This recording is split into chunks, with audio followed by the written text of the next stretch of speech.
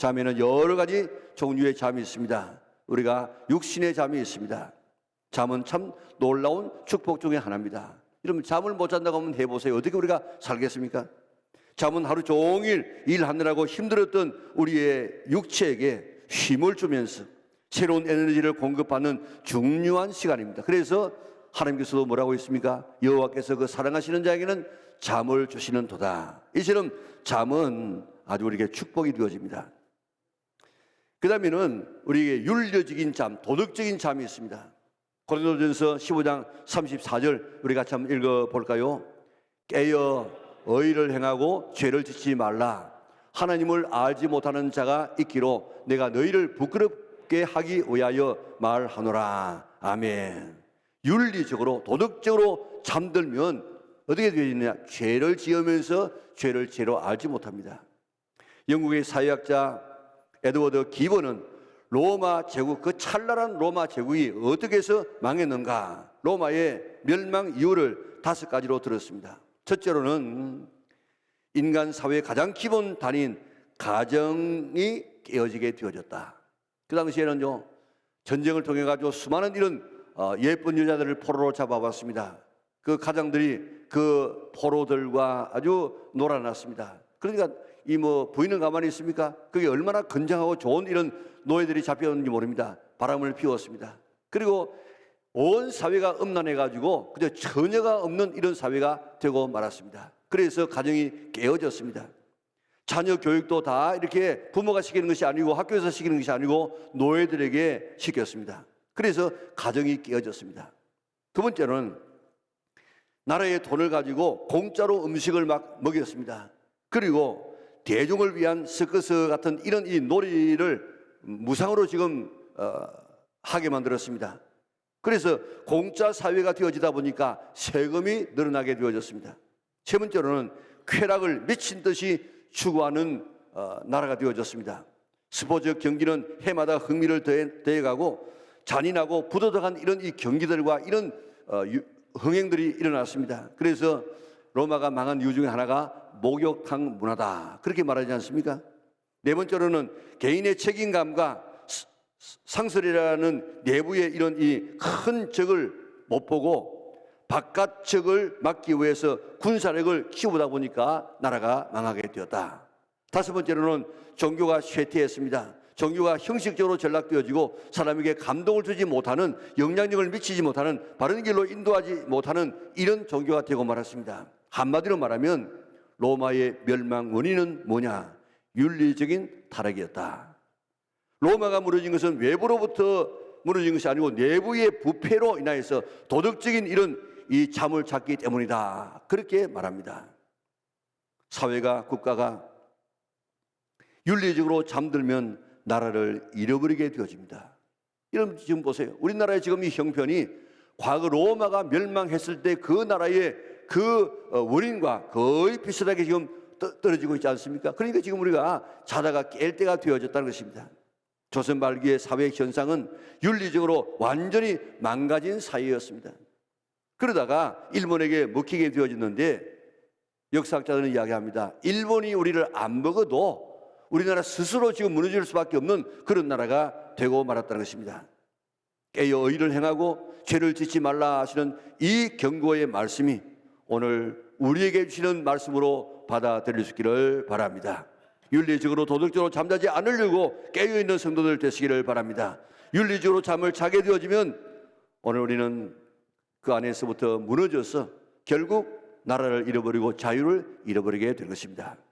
다음은 영적인 잠이 있습니다. 에베소 5장 14절 우리 같이 한번 읽어보겠습니다.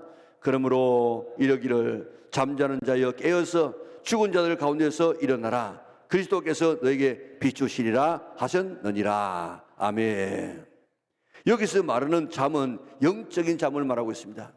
에베소 교인들 가운데 어떤 이들은 잠자는 상태에 있었습니다. 사도 바울이 여기에 잠자는 성도라고 하는 이 말은 예수님을 믿지만은, 교회 다니지만은, 신앙생활을 하지만은 불신자와 전혀 삶의 구분이 안 되는 이런 사람, 생활이 꼭 같아요. 말하는 것도 꼭 같고 가치관도 같고 죄 짓는 것도 꼭 같아서 교회 다니는 것만 같이 세상 사람들과 구분이 안 되는 이런 사람을 여기에 잠을 잔다. 그렇게 말하고 있습니다. 잠자는 사람은 자신이 잠자고 있다는 사실도 모릅니다. 도둑이 들어와도 모릅니다. 불이 나도 모릅니다. 자기의 사명도 모릅니다. 웨슬리 목사님은 잠자는 사람이 어떤 사람이냐, 그 목사님께서 그런 정의를 드렸습니다. 비참한 족쇄에 결박되어 있는데도, 우리가 사탄의 죄에 이런 어떤 나라의 구습에 지금 이렇게 결박되어 있는데도 자신은 자유롭다, 그걸 느끼지 못하는 이런 사람은 영적으로 잠을 자고 있는 사람이다. 두 번째, 사탄이 그의 영혼을 완전히 소유하고 한 번 떨어지면 다시 나올 수 없는 지옥이 그를 삼키려고 입을 벌리고 있음에도 두려워하지 않냐고 평안하다 하고 살아가는 사람은 영적인 잠을 자고 있는 사람이다. 세 번째, 하나님의 형상을 잃어버린 채 타락에 머물러 있지만은 다가오는 징벌을 피하라는 하나님의 경고를 듣고도 마음이 동하지 아니하는 사람은 영적으로 잠자고 있는 사람이다. 영혼의 내면에서 진지하게 내가 어떻게 해야 구원을 얻겠습니까 하고 부르짖는 이런 기도가 없는 사람, 영적으로 잠자는 사람이다. 좋은 것과 나쁜 것을 분별할 지각을 가지지 못해서 눈이 있어도 보지 못하고 귀가 있어도 듣지 못하는 사람이 영적으로 잠자는 사람이다. 하나님의 음성을 들을 수도 없고 하나님의 말씀에 감동되지 아니하는 사람은 바로 영적으로 잠자는 사람이다. 영적으로 잠들어 있는 사람의 특징은 불평과 원망뿐이다. 그런 결론을 내렸습니다. 오늘 어떻습니까? 나는 정말 하나님 앞에서 영적으로 깨어있는 사람입니까? 오늘 이야기를 들어보니까 내가 그런 사람이구나, 내가 영적으로 죽어 있는 사람이구나, 내 자신을 그런 사람으로 발견할 수 있습니까? 영적으로 깨어있다는 이 말은 예수님을 마음에 모시고 예수님만 소망을 두고 예수님을 의지하고 하나님의 뜻을 따라 행하기 위해서 노력하는 사람, 다른 말로 말하면 기도라고 하는 숨을 쉬는 사람, 늘 기도하는 사람, 그리고 말씀을 내 영의 양식으로 삼고 말씀을 안 먹으면 배가 고파서 견딜 수 없는 이런 건강한 사람, 그리고 성령님에게 민감해서 조금이라도 성령께서 우리에게 내가 잘못하게 되어지면 자꾸 우리에게 자극을 주고 나를 괴롭혀서 내가 회개하도록 하는 이런 사람, 그리고 말씀을 가르치면 말씀에 감동되고 말씀을 순종하기 위해서 노력하는 사람. 오늘 이 시대를 바라보니까 시대가 보통 시대가 아니라 로마가 망할 시대와 같은 그런 시대가 되어졌고 노아의 때와 같이 롯의 때와 같은 이런 시대가 되어졌음을 알고 오늘 깨어서 기도하는 사람, 그리고 우리가 시장을 떠난 다음에 가게 될 천국과 지옥을 늘 깨닫고 그 나라를 위해서 준비하는 이런 사람, 이런 사람이 지금 영적으로 깨어있는 사람입니다. 나는 윤리적으로 영적으로 잠들어 있지는 않습니까? 요나는 육신적인 잠뿐만 아니고 영적인 잠을 깊이 자고 있었습니다. 가나안 농군학교 김용기 장로님은 늘 이런 이야기를 외쳤습니다. 우리 육신이 깊이 잠들면 물질의 도덕을 만난다. 우리의 도덕적이고 윤리적인 잠을 자게 되어지면 나라를 빼앗기고 자유를 잃어버리게 된다. 우리가 영적인 잠을 자게 되어지면 천국을 잃어버리고 우리의 영혼을 잃어버리게 된다. 물질적인 것 잃어버려도 다시 회복할 수 있습니다. 나라 잃어버려도 독립할 수 있습니다. 그러나 한번 우리의 영혼을 잃어버리고 천국을 잃어버리게 되어지면 가장 비참한 사람이 될 수 있음을 깨닫고 자대 영적인 잠은 절대 자지 아니하는 우리 영락의 온 성도들 될 수 있기를 주님의 이름으로 축원합니다. 육신적으로 너무 많이 자보세요. 도둑도 들지만은 스스로 경제적으로 망한다고요. 잠언 6장 10절 우리 같이 한번 읽어볼까요? 잠언 6장 10절 좀 더 자자, 좀 더 졸자, 손을 보고 좀 더 누워있자 하면 내 빈궁이 강도같이 오며 내 곤핍이 군사같이 이르리라. 아멘. 가난이 온다, 가난이 온다. 우리가 깊이 잠만 자게 되어지면 가난이 우리에게 뭐처럼 온다고 했습니까? 강도같이 오고 내 곤핍이 군사같이 이를 것이라고 이야기했습니다. 윤리적으로 깊은 잠을 자면 나라를 잃어버리고 자유를 잃어버립니다. 영적으로 깊이 자면 천국을 잃어버리고 영혼을 잃어버립니다. 가장 불행한 인생이 된다는 사실을 잊지 않기를 바랍니다. 나는 지금 어떤 잠을 자고 있습니까? 특별히 윤리적인 잠, 영적인 잠을 자고 있다고 하면 일어나서 기도할 수 있는 성도들 될 수 있기를 주님의 이름으로 축원합니다. 자는 자여 일어나 내 하나님 앞에 구하라.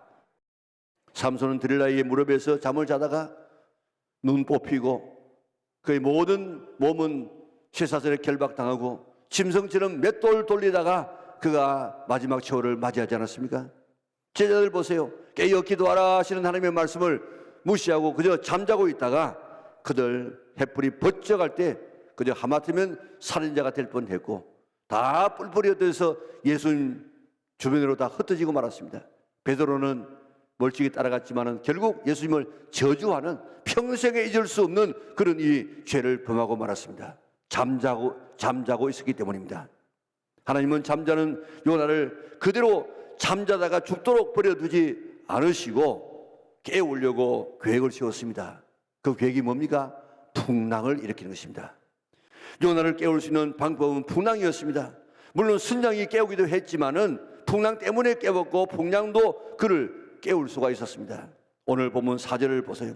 여호와께서 큰 바람을 바다 위에 내리심에 바다 가운데에 큰 폭풍이 일어나 배가 거의 깨어지게 된지라. 아멘.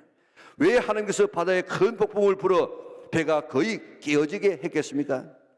요나의 잠을 깨우기 위해서였습니다. 예수님도 제자들과 함께 갈릴리 바다를 노저가다가 풍랑을 만나서 거의 제자들이 죽게 되었는데 그때 풍랑은 제자들로 하여금 예수님이 누구인가 하는 사실을 알도록 하기 위해서 주신 풍랑이었습니다. 한두 시간 가는 뱃길에도 풍랑이 일어나는데 어떻게 먼 인생에 항해를 해나가는 우리에게 왜 풍랑이 없겠습니까? 왜 풍랑이 일어나느냐? 우리의 영적인 잠을 깨우기 위해서입니다. 내가 누구이며 하나님이 누구이신지를 알도록 하기 위해서 풍랑이 일어날 때가 있습니다. 가던 길이 잘못 되었다고 하면 돌아가라고 우리에게 풍랑을 일으킬 때가 있습니다. 잃어버린 사명의 길을 간다고 하면 사명 찾으라고 우리에게 풍랑을 일으킬 수 있습니다. 기도하지 않을 때 기도하고 하나님과 교제하라고 우리에게 풍랑을 일으킬 때가 있습니다. 바다에서는 무신론자가 없다 그런 말이 있지 않습니까? 바다에 가면 늘 이렇게 파도가 있기 때문에 하나님을 의지할 수밖에 없는 그런 사람이 된다는 것입니다. 그러므로 풍랑은 하나님을 믿게 하고 회개하고 돌아오게 하는 이런 좋은 이 기능을 역할을 풍랑이 한다는 사실을 생각하고 그런 의미에서 풍랑은 우리가 당할 때는 힘들지만은 결국 풍랑은 우리에게 축복이구나, 천국 가게 하는 것이구나 깨닫고 감사하는 성도들 되시기를 바랍니다. 찬송가 373장에 보면 고요한 바다로 저 천국 향할 때 주님에게 순풍 주시니 참 감사합니다. 우리가 예수 믿으면서 가야 될 또 가기를 원하는 그런 삶의 길이에요. 고요한 바다로 저 천국 향할 때 주님에게 순풍 주시니 참 감사합니다. 그런데요, 그 다음 절을 보면 큰 물결 일어나 나 쉬지 못하나 이 풍랑 인하여 더 빨리 갑니다. 이 풍랑 인하여 영적인 잠에서 깨어날 수가 있습니다. 이 풍랑 인하여서 내 어두운 영혼 밝게 될 수 있습니다. 이 풍랑 인하여 그 믿음 얻을 수 있습니다. 이 믿음 인하여서 하나님을 발견하게 될 수 있습니다. 얼마나 좋은 찬송인지 모릅니다. 풍랑 일어나지 않는 것도 좋습니다. 그러나 풍랑 일어나도 이것이 하나님의 큰 사랑임을 깨닫고 감사하시기 바랍니다. 축복임을 믿으시기 바랍니다. 내 신앙의 잠을 깨우고 사명을 발견하게 하고 또 가는 길을 되돌아가게 만들고 그 믿음을 가지게 하고 하나님을 만나게 하고 사명을 재발견하고 기도의 사람이 될 수 있는 기회인 줄 믿으시기를 바랍니다. 풍랑은 축복인 줄 믿고 우리가 감사해서 그 기회를 좋은 축복이기로 만드는 성도들 되시기를 바랍니다. 풍랑은 왜 일어난다고요? 기도하도록 하기 위해서. 자는 자여 일어나 내 하나님께 구하라. 오늘 이 말씀이 나에게 주시는 말씀으로 받아들이시기를 바랍니다. 풍랑은 하나님께 기도하라는 신호인 줄 믿으시기 바랍니다. 이 풍랑으로 인하여서 요나는 요나서 2장에서 얼마나 진지한 기도를 하고 있는지 모릅니다. 내 삶의 풍랑이 일어나는 이유는 기도하라는 하나님의 뜻인 줄 믿으시길 바랍니다. 예수님께서 제자들과 함께 갈릴리 바다를 노저갈 때에 풍랑을 만났습니다. 파도가 쳐가지고 얼마나 심한지 배가 거의 물이 배에 가득하게 되어졌습니다. 예수님은 고물을 베게 하여서 잠을 자고 있습니다. 제자들은 자기들이 할 수 있는 방법을 다 동원해 가지고 배를 앞으로 가게 하려고 노력했습니다. 예수님을 마지막에는 안 되니까 깨우면서 예수님, 우리가 죽게 된 것을 왜 돌아보지 않습니까? 하고 예수님을 깨웠습니다. 예수님께서 그때 너무 깊이 잠이 들어가지고 풍랑이 일어나는 것을 몰랐겠습니까? 배에 물이 가득할 만큼 되어졌는데 얼굴에는 얼마나 쳤겠습니까? 그런데 예수님께서 몰랐겠습니까? 아닙니다. 제자들이 이럴 때 어떻게 하나 지금 예수님께서 보고 계시는 것입니다. 도와달라고 할 때까지, 기도할 때까지 예수님께서 기다리셨다가 제자들이 막다른 골목에서 안 되니까 예수님께 도움을 청했습니다. 그때 예수님께서 일어나셔서 바다를 잔잔케 해 주었습니다. 인생의 풍랑이 일어날 때 기도하라는 하나님의 뜻인 줄 믿으시기를 바랍니다. 기도하기 전까지는 하나님께서 우리에게 응답하지 않습니다. 기도해야만 우리에게 응답해 주십니다. 하나님은 기도하기를 기다리고 있습니다. 요나의 풍랑은 요나를 영적 잠에서 깨우는 도구였습니다. 기도하게 하는 풍랑이었습니다. 풍랑 만나지 않으면 더 좋지만은 풍랑 만나면 기도할 수 있는 우리 영락의 온 성도들 되시기를 바랍니다. 예수님께서 뭐라고 하셨습니까? 시험에 들지 않게 깨어 기도하라. 다른 말로 말하면 시험에 들지 않게 풍랑 일어나지 않도록 깨어서 기도하라고 이야기했습니다. 기도하면 오는 풍랑을 물리칠 수 있습니다. 기도하면 풍랑을 피해갈 수 있습니다. 기도하면 정말 우리가 제일 좋은 풍랑이 일어날 때에 그것을 극복하는 방법이 되어집니다. 평소에 기도해서 풍랑을 다 물리칠 수 있는, 풍랑 만나지 아니할 수 있는 성도들 될 수 있기를 바랍니다. 그러나 풍랑 일어나면 어떻게 하라고요? 기도할 수 있기를 바랍니다. 이것이 풍랑을 이기는 최상의 길인 줄 믿으시기를 바랍니다.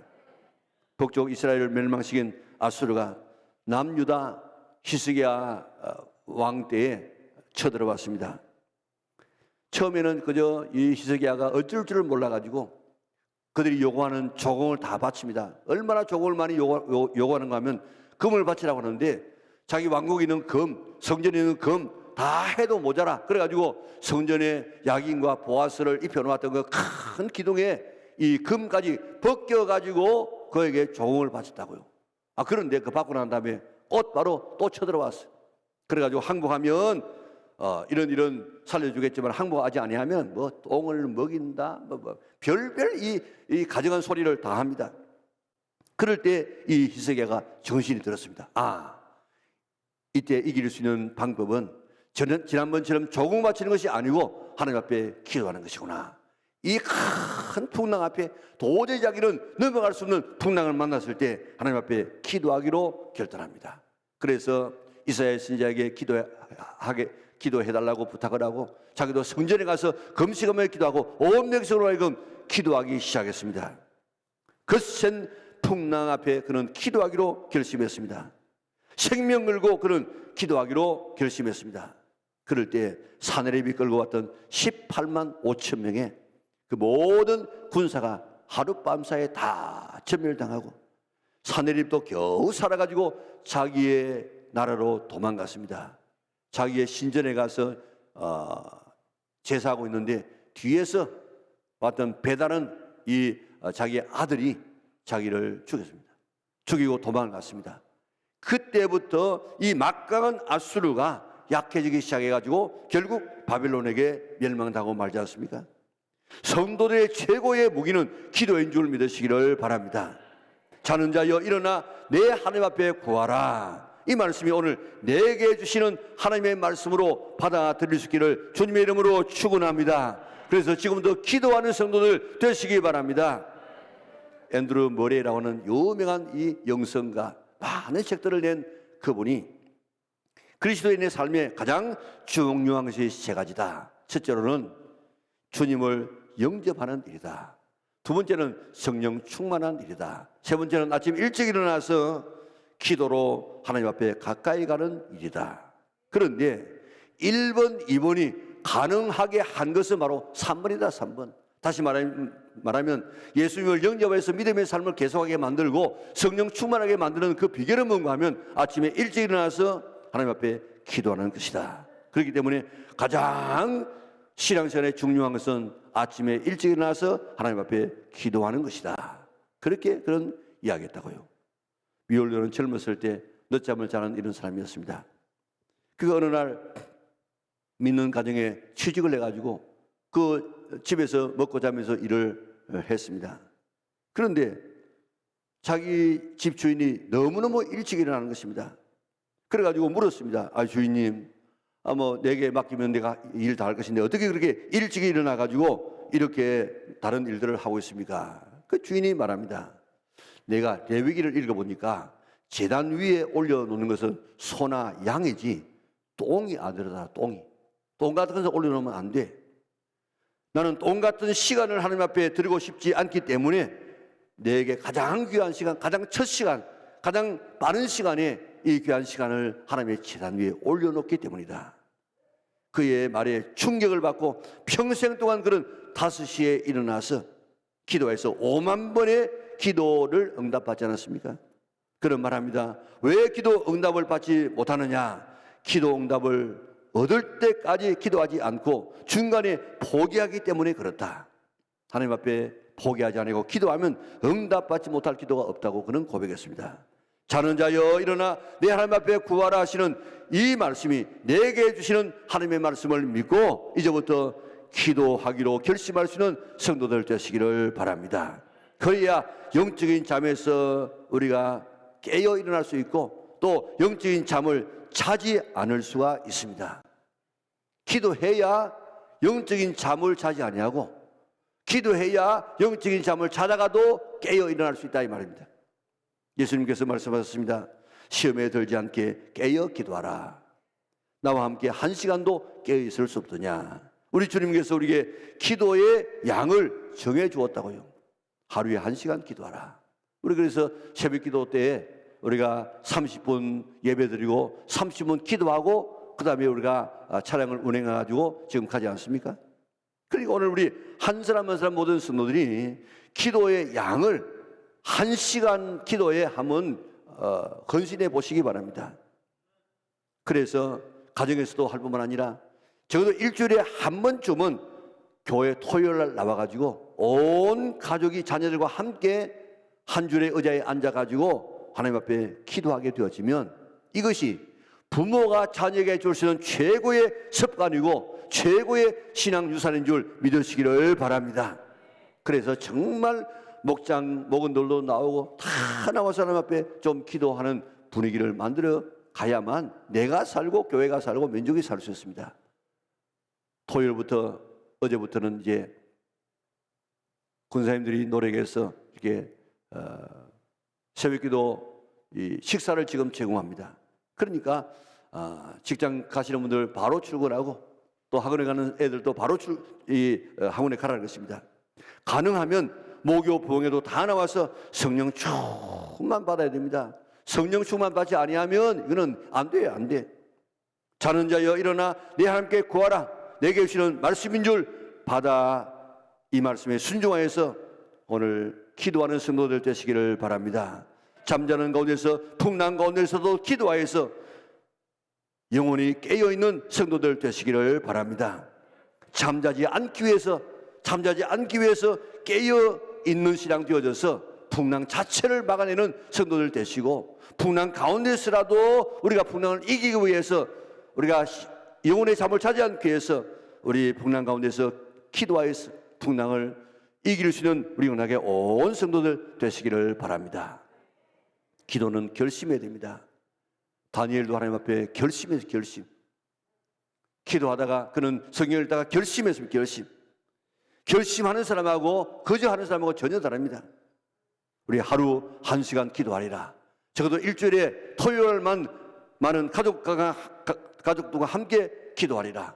목요 우리 부흥회 때도 다 나와서 그 유명한 강사들 오실 때마다 우리가 성령 충만 받으리라 기도의 결심을 하고 기도해서 시험 들지 아니할 수 있는 깨어있는 성도들 되시기를 바랍니다. 그리고 시험 가운데서라도 기도해서 그 시험을 이기고 하나님과 교제하고 하나님 앞에 영광 돌릴 수 있는 우리 영락의 온 성도들 될 수 있기를 주님의 이름으로 축원합니다.